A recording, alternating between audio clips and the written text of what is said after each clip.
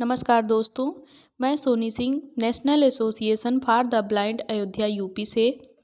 दोस्तों, आज इस वीडियो में हम डीएड स्पेशल एजुकेशन के लिए थर्ड सेमेस्टर का first paper education in emerging India society paper, जो कि HIVI का कॉमन पेपर है, यह पेपर हम यूनिट बाय यूनिट पढ़ रहे हैं। तो चलिए दोस्तों, हम सब education in emerging India society paper उभरते भारतीय समाज में शिक्षा इस पेपर का अध्ययन करते हैं। इस पेपर में हम सब 1.3 तक अध्ययन कर चुके हैं। आज हम सब 1.4 का अध्ययन करेंगे। 1.4 है हमारा लिंग समानता, स्त्री शिक्षा। स्त्री शिक्षा का इतिहास क्या रहा है, प्राचीन काल में स्त्रियों की शिक्षा किस प्रकार रही है, आज हम इसके बारे में अध्ययन करेंगे। तो चलिए शुरू करते हैं। प्राचीन भारत में स्त्री शिक्षा काफ़ी उन्नत पर थी। स्त्रियां न केवल वैदिक साहित्य का अध्ययन करती थीं, बल्कि वह वैदिक साहित्यों की रचना भी करती थीं।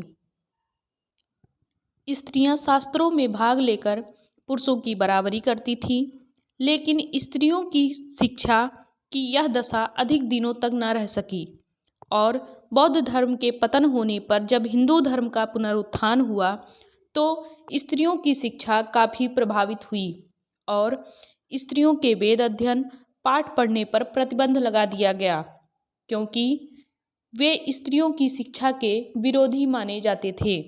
यदि हम विकलांगता की दृष्टि से स्त्रियों की शिक्षा के बारे में अध्ययन करें तो सामान्यतः समाज की ऐसी अवधारणा रही है कि विकलांगता एक अभिशाप है और विकलांगता किसी लड़की अथवा स्त्री में हो तो वह अभिशाप कहलाने लगती है।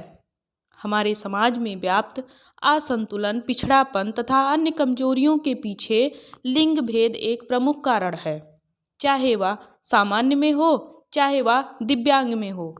लिंग भेद की अवधारणा प्राकृतिक लिंग एवं सामाजिक लिंग में अंतर को उजागर करता है, जिसके कारण महिलाएं शिक्षा और सुविधा से वंचित रह जाती हैं। दिव्यांग व्यक्ति विधेयक या PWD एक्ट अर्थात पर्सन विद डिसेबिलिटी 1995 में पारित अधिनियम में यह उद्देश्य निर्धारित किया गया कि विकलांगता किसी भी पुरुष या स्त्री दोनों के संपूर्ण जीवन जीने और अपनी क्षमता के अनुसार संपूर्ण योगदान देने से नहीं रोकती है और यह सर्वसत्य है कि कोई भी समाज लड़कियों एवं महिलाओं के बिना प्रगति नहीं कर सकता। शिक्षा के क्षेत्र में दिव्यांग बालिकाओं के पिछड़ने के और भी कारण हैं, जैसे दिव्यांग बालिकाओं की शिक्षा को उनके जीवन में महत्वपूर्ण नहीं माना जाता है। माता पिता या अभिभावक की सोच ऐसी होती है कि दिव्यांग बालिकाओं की शिक्षा पर व्यय किए गए धन पर कोई लाभ नहीं होता है।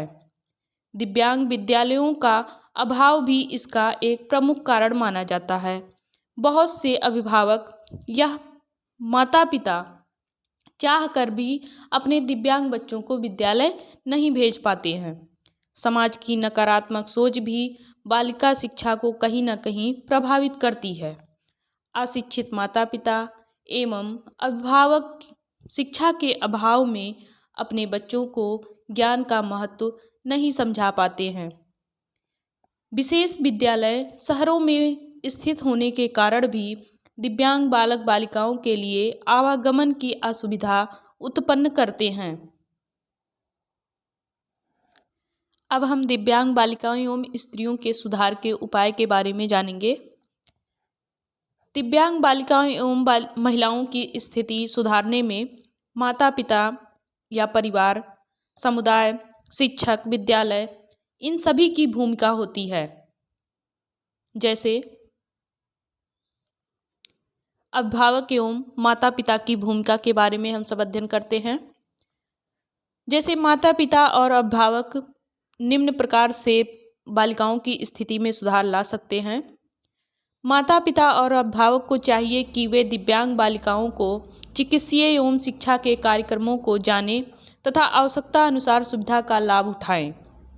बालिकाओं को पढ़ने के लिए पर्याप्त समय दें और उन्हें जीवन में सही मार्गदर्शन दें ताकि दिव्यांग बालिकाएं सामान्य बालिकाओं की तरह ही सामान्य जीवन जी सकें।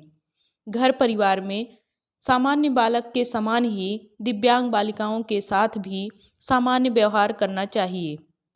दिव्यांग बालिकाओं के मनोबल को ऊंचा उठाने के लिए भी अनेक प्रयास करने चाहिए या उन्हें प्रेरित करना चाहिए। दिव्यांग बालिकाओं की शिक्षा में कहीं ना कहीं समाज भी हमारा एक महत्वपूर्ण भूमिका निभाता है, जिसके बारे में हम जानते हैं। समाज के दृष्टिकोण में सर्वप्रथम परिवर्तन लाना ताकि समाज दिव्यांग बालिकाओं को भी सामान्य बालिकाओं की तरह ही समझे। दिव्यांग बालिकाओं के पुनर्वास में भी समाज का सहयोग होना चाहिए। शिक्षा के विभिन्न अवसर प्रदान करने चाहिए। दिव्यांग बालिकाओं को स्वावलंबी एवं आत्मनिर्भर बनने एवं समाज की मुख्य धारा से उसे जोड़ना चाहिए। अब हम एक अध्यापक की भूमिका के बारे में अध्ययन करेंगे। दिव्यांग बालिकाओं के पुनर्वास एवं शिक्षा में एक अध्यापक की महत्वपूर्ण भूमिका होती है। जैसे दिव्यांग बालिकाओं के प्रति पक्षपात से दूर रखना चाहिए ताकि दिव्यांग बालिकाएं सामान्य बालिकाओं की तरह ही स्वावलंबी हो सकें और परावलंबी की भावना उनमें जागृत ना हो। बालिकाओं की गतिविधियों के अंतर्गत दिव्यांग बालिकाओं की भूमिका को सुनिश्चित करना चाहिए। दिव्यांग बालिकाओं में नेतृत्व करने एवं निर्णय लेने की क्षमता का विकास करना चाहिए। शिक्षक को कुछ ऐसी कहानियाँ एवं लेख को पढ़कर सुनाना चाहिए जिससे साहसी, बुद्धिमती, आत्मविश्वासी निर्णय लेने की क्षमता उनमें विकसित हो सके। अब हम प्राचीन काल में शिक्षा के प्रारूप की मूल रेखा प्रस्तुत करेंगे। शिक्षा का स्तर क्या है, उसमें सुधार कैसे लाया जाए, उनका वर्णन करेंगे। शिक्षा का आरंभ वैदिक काल अर्थात 400 ईस्वी से 600 ईस्वी से माना जाता है, जिसके पश्चात 600 ईस्वी से 1200 ईस्वी तक के काल को बुद्ध काल के नाम से पुकारा जाता है। इस काल में बौद्ध धर्म का उद्भव हुआ तथा बौद्ध धर्म के अनुरूप एक नवीन प्रकार की शिक्षा व्यवस्था की गई। 13वीं शताब्दी अर्थात 1200 ईस्वी से लेकर 1800 ईस्वी तक की अवधि को मध्यकाल अथवा मुस्लिम काल कहा गया। इस काल में भारतवर्ष के ऊपर मुस्लिम शासकों ने शासन किया था तथा मुस्लिम संस्कृति के आधार पर दी जाने वाली शिक्षा व्यवस्था का बोलबाला रहा था। 19वीं सदी अर्थात 1800 ईस्वी से सन 1947 ईस्वी तक के कालखंड को ब्रिटिश कालखंड के नाम से भी जाना जाता है।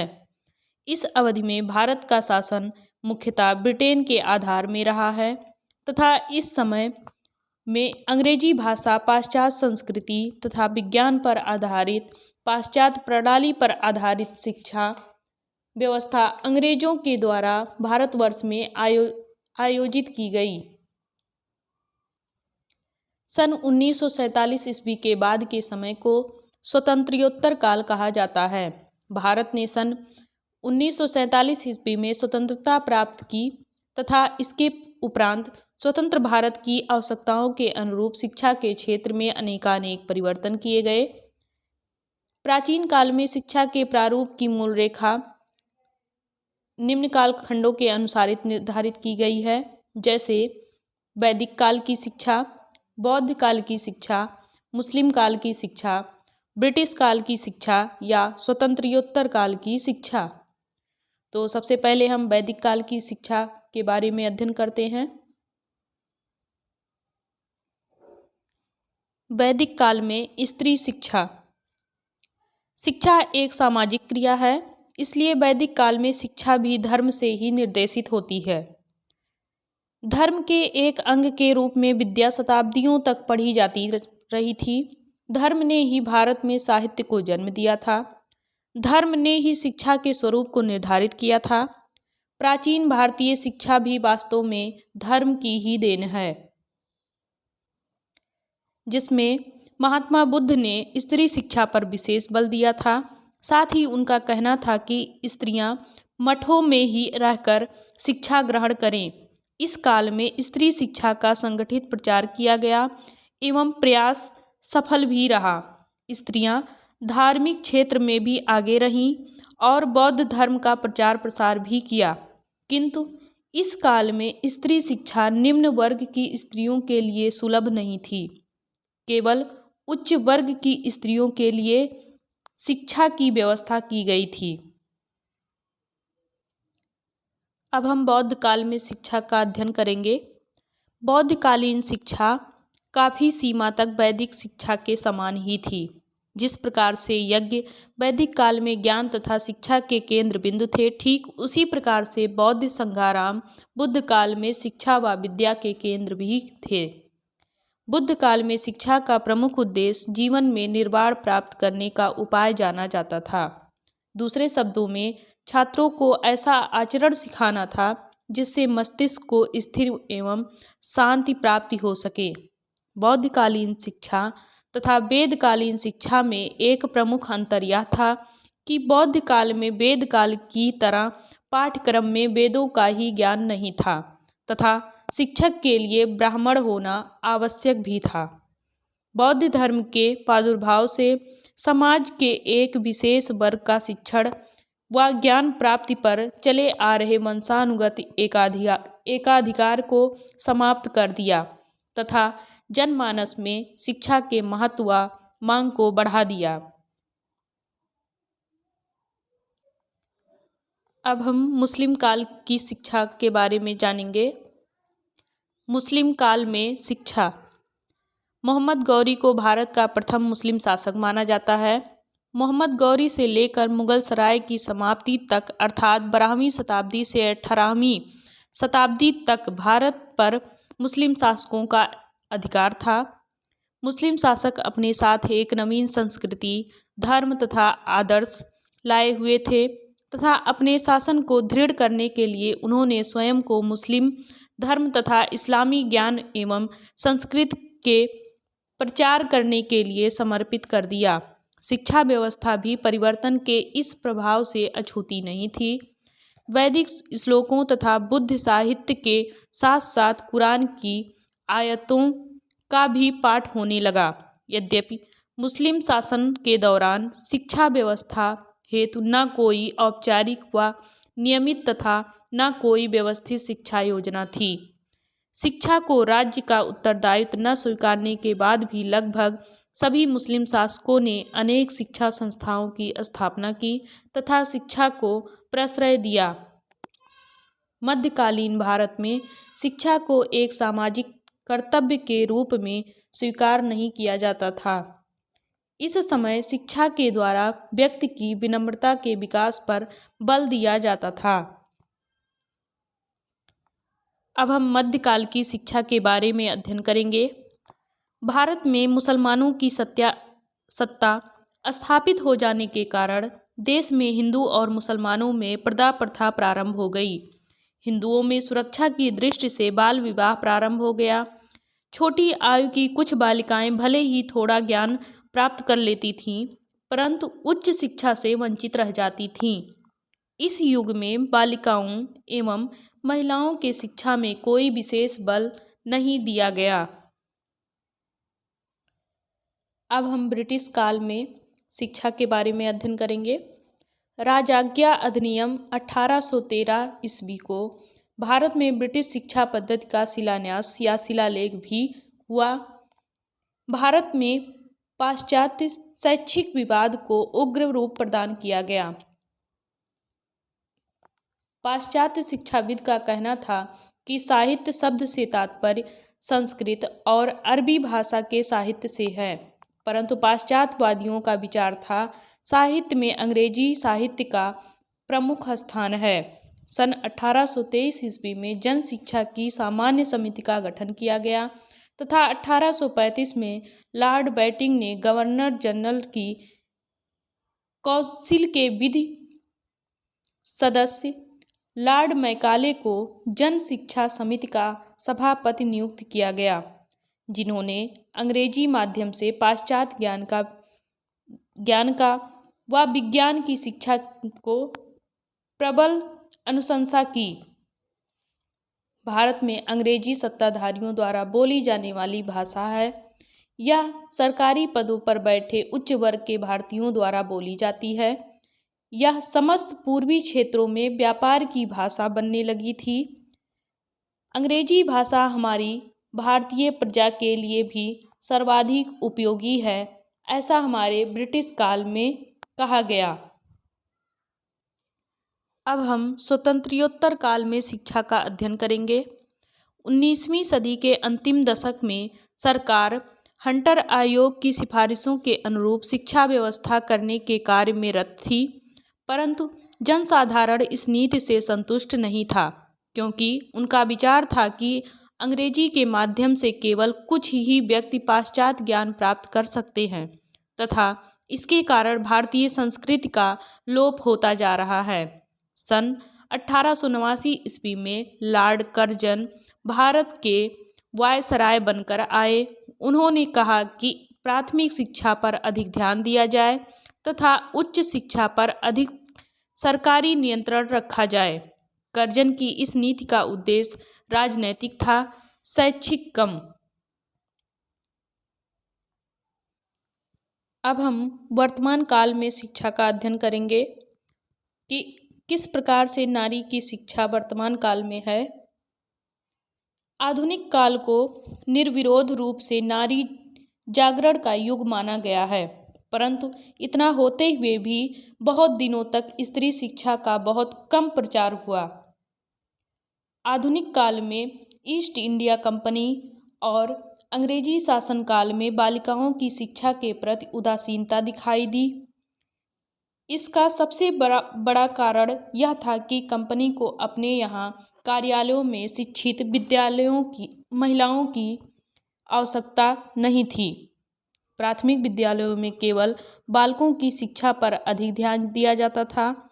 इस काल में निजी स्कूल अवश्य खोले गए, किंतु शिक्षण कार्य प्रगति पर नहीं था। सन 1854 से 1902 तक शिक्षा में काफ़ी प्रचार प्रसार हुआ। 1954 के घोषणा पत्र में सरकार ने स्त्री शिक्षा के प्रचार की सिफारिश की और इसके विस्तार के लिए हर प्रकार का प्रयत्न आवश्यक बताया तथा बालिका विद्यालय खोले जाने पर अनुदान देने की प्रथा भी शुरू की गई। सन 1902 से 1917 तक बालिकाओं में शिक्षा का विकास तेज गति से हुआ तथा लोग शिक्षा अध्ययन में रुचि लेने लगे। शिक्षा विभाग ने भी बालिकाओं की शिक्षा के लिए प्रयास किए। शिक्षिकाएं महिलाएं भी रखी जाने लगीं। इस युग में महिलाएं अच्छे पदों पर कार्यरत हैं। बालिकाओं के लिए छात्रवृत्ति एवं फीस में छूट की व्यवस्था की गई ताकि विद्यालयों, महाविद्यालयों और विश्वविद्यालयों में बालिकाओं की संख्या को बढ़ाया जा सके। आगे हम प्राथमिक शिक्षा, माध्यमिक शिक्षा और धार्मिक शिक्षा के बारे में भी थोड़ा अध्ययन करते हैं। जैसे कि प्राथमिक शिक्षा का सक्रिय विस्तार राज्य का एक कर्तव्य है। माध्यमिक शिक्षा, सरकार को यह देखना होगा कि माध्यमिक विद्यालयों में दी जाने वाली शिक्षा दृढ़ है। उसे देखना होगा कि माध्यमिक विद्यालय वास्तव में आवश्यक हैं और इसका आर्थिक स्थायित्व सुनिश्चित है। इसकी प्रबंध समिति यदि कोई है, ठीक ढंग से बनाई गई है। यह विषयों को उचित स्तर प्रदान करता है। इसमें शिक्षा, स्वास्थ्य, मनोरंजन व अनुशासन का उचित प्रबंध है। चरित्र, संख्या व योग्यता की दृष्टि से इसमें उपयुक्त अध्यापक हैं तथा इसमें लिया जाने वाला शुल्क उचित है या नहीं। अगला है हमारा धार्मिक शिक्षा। सरकारी शिक्षा संस्थाओं में केवल धर्मनिरपेक्ष शिक्षा दी जानी चाहिए। इस प्रकार कहा जा सकता है कि भारतीय संविधान लोकतंत्रीय शासन व्यवस्था में शिक्षा के महत्व को स्वीकार किया तथा शिक्षा संबंधी उत्तरदायियों को केंद्र तथा राज्यों के मध्य विभाजित कर दिया, जिससे केंद्र तथा राज्य अपने अपने स्तर पर शिक्षा का नियोजन करके शैक्षिक विकास को सुनिश्चित कर सकें। धन्यवाद। हमारा यह 1.4 लिंग समानता स्त्री शिक्षा यहीं पर समाप्त होता है। आगे वीडियो में हम 1.5 पढ़ेंगे। तब तक के लिए नमस्कार।